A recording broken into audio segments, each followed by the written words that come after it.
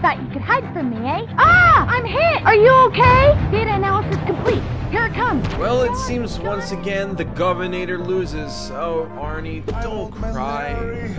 I don't want to see you. But the people have spoken, and you all want to know about Star Fox 2. And the story behind it is pretty interesting, so I'm happy to do it. And it's not one of those things that got scrapped for budgeting or that it was really bad. It just simply was because the technology at the time was evolving so rapidly that it needed to evolve. So to give you the cliff notes on this, back in the early 90s, Star Fox 2 was greatly publicized and marketed as this new title for the Super Nintendo. The plot is what you would expect from a Star Fox game. Emperor Andros wants to conquer the Lilat system, and who else but the Star Fox team will be there to stop him. Everyone is there, plus 2 new members, Miyu and Faye. I think I said that right. Now during this time, development for a super effects chip was created for the game, allowing for an advanced 3D engine. And that is pretty much the reason why this title was scrapped. It's not that the hardware couldn't handle it, it's just simply because the release of the N64 was right around the corner and Miyamoto felt it needed a clean break between the SNES and the N64. Makes sense. And thus, Star Fox 2 was scrapped, but not really.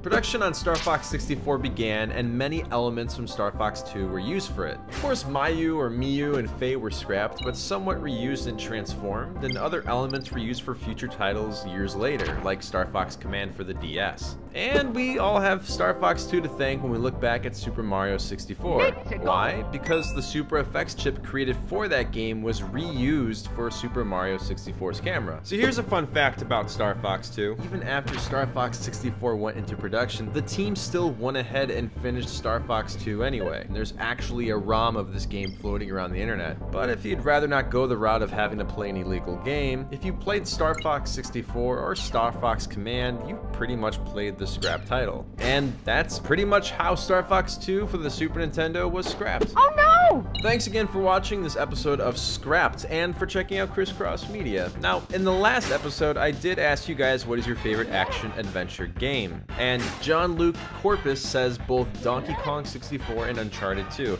Yes! Windwalker Rules 52 comments, I would have to say Infamous 2 is my favorite action-adventure game. I've never played that, actually. And lastly, Lone Wolf 7007 says his favorite is Skyward Sword. Honestly, why? I'm intrigued, because I like that game a lot more than other people too. I think that game gets a little too much hate, just saying. And today I'll ask you, what is your favorite sci-fi film? Your answer could be featured in the next episode of Scrapped. Also make sure to hit that little bell because, you know, be part of that notification squad. It's pretty cool. It's an elite club.